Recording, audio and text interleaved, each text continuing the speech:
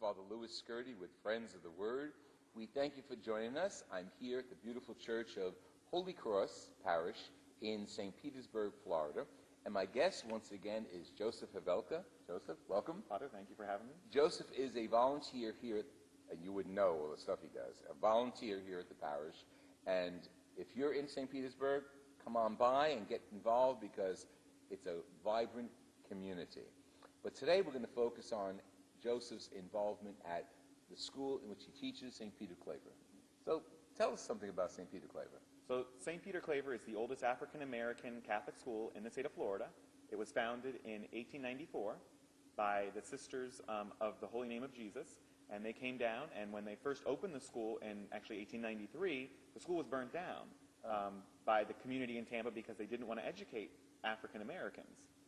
And the nuns persevered, and they rebuilt the school. And the school, the building that I currently teach in was since the 1920s. And wow. It's really been a great aspect of my life to be part of this community, the St. Peter Claver community. The last decade or so, they've struggled to remain open. The school has, when I started, had about 65 kids. And now, this year, currently, we have 195 kids, and we're very excited. Really? That's so they've fantastic. had a huge turnaround. Excellent.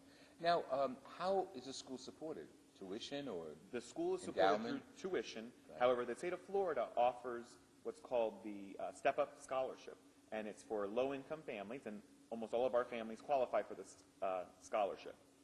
So it's called Great. Step Up for Students. Excellent. And what are some of the unique aspects of St. Peter Claver?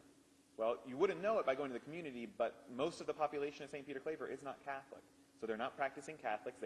Most of them are practicing Christians in some aspect. Right. But we go through all the routines of a Catholic school. We have weekly Mass. We celebrate Catholic Schools Week. They do live stations of the cross. We have all kinds of activities for the kids they go to a retreat every year. We plan a retreat that the middle school kids go on. So it's very Catholic in identity, yes. But you wouldn't know that the kids aren't Catholic. Right. What grade do you teach, first of all? I teach middle school English language arts. Language arts. That's good. So you move around. Yes, yeah. Last year I taught social studies for middle school. Oh, yeah. How many faculty members are there? There are roughly 20 teachers, and then we have maybe 5 or 6 supporting staff. And any religious left?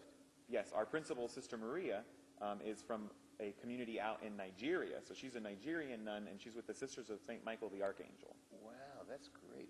St. Peter Claver, what do you know about St. Peter?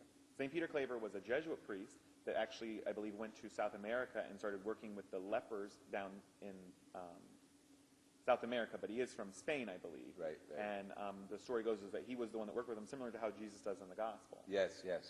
And he rescued quite a few slaves, too, in his history. That's great.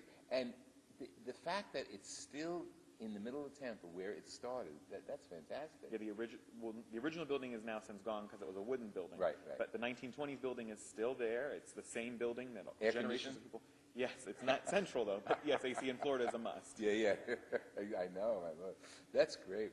And they're on spring break right now? Yes, we're on spring break. Easter break? Yes. That's great. We're not secular, so we can call it Easter vacation. That's great. Yeah, so we started for Holy Thursday was our first day off, and we don't go back until next Monday. Right. Now, do the kids get involved with the masses? Yes, the readings and we have most of them. They altar serve. They love to altar serve. They do the readings. We have a choir that sings. It's a gospel choir, so the kids sing. That is and it's wonderful. Excellent. Oh, great. What a witness that is. I mean, see, and that's ministry. The fact that we're not in it for accumulating Catholics only. We're Catholic, universal, and we're meant to reach out, as the gospel tells us, and scriptures tell us left and right, reach out to all people. And for us to focus our time and effort and talent on educating children who come, whatever their denomination, is so important. And we have the same guidelines, the same Catholic school guidelines applied to them as to any other school that we have in the diocese. How many Catholic schools are there in this diocese? There's about 36 elementary schools and 4 or 5 high schools. Great. They're opening up a new high school that our kids will be going to in the future. It's called a Cristo Rey School, which is a school where they work 1 day a week and they go to school 4 days a week. Yeah, that Cristo Rey concept is well known throughout the country. Oh, that's great. And on a previous show, we had guests from one of the Cristo Rey schools in New York, and that's what an experience excited. for them. Yeah. And that's Jesuit-oriented, too. Not this one. This one is going to be Salesian. Okay. It's going to be at Mary Help of Christians in Tampa. Oh, good, good. And we have one of those back in Yeah. New Jersey, too, Mary Help. What else can you tell us about the school that our audience might want to know about? Well, recently... How can they donate to the school? How's that? Oh, you can contact the school. Sister Maria Babatunde is Sister Maria Goretti, actually, because she took a saint's name. Oh, okay. So she is the principal, and you're welcome to contact the school at any time.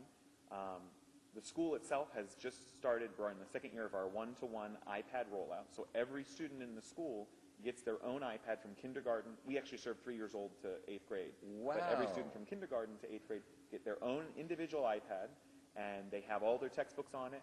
They have all kinds of learning experiences that can be done through the iPad. And I was just at a conference, the NCEA, this week, giving a lecture on it. You did? You Yes. gave a lecture. That's fantastic. It just fights in the face of poverty in the inner city. It's great. There's no reason our children in the inner city or anywhere who are poor or underserved should be underserved. I mean, we're right there with excellent. I'm thrilled with that. Great support from the city of Tampa. The community in Tampa is very supportive of the project, well, because a lot of them are graduates. We have a lot of the attorneys. One of the interesting, key facts is if you've seen Gone with the Wind. Sure. I can't think of the girl's name. The one that doesn't know anything about birth and babies. Oh, She's a graduate of St. Peter Claver. Stop it. Yes. I forget her name, but she yeah, I know. McQueen, I think. Butterfly Right. McQueen. Yeah, but isn't that great? Yes. That's great to know. That's quite a while back, though. Yes, oh, yeah. She graduated. That's excellent. And I think that's so important. It's a good model for Catholic schools throughout the country and dioceses that close the Catholic schools because they're in a city and they can't afford the tuition. That's nonsense. I mean, work on getting tuition for those kids because our ministry is to educate, Yes. and education makes a difference. It's vital, especially to these kids in changing the cycle of poverty for them. Yes, yes. This has been Father Louis Scurti with Friends of the Word interviewing Joseph Hevelka, who is a faculty member at St. Peter Claver in Tampa, and he's also volunteer here at Holy Cross in St. Petersburg. Thank you very much, Joseph, Thank you, Father, for being for here, having me. and thank you for all the help you do when I come here, helping the servers and getting up with the incense and Thank you, Father. getting everything tuned up. I really appreciate that. This has been Father Lou. I'd like to hear from you, Father Lou Scurti at hotmail.com. God bless you, and pass this on.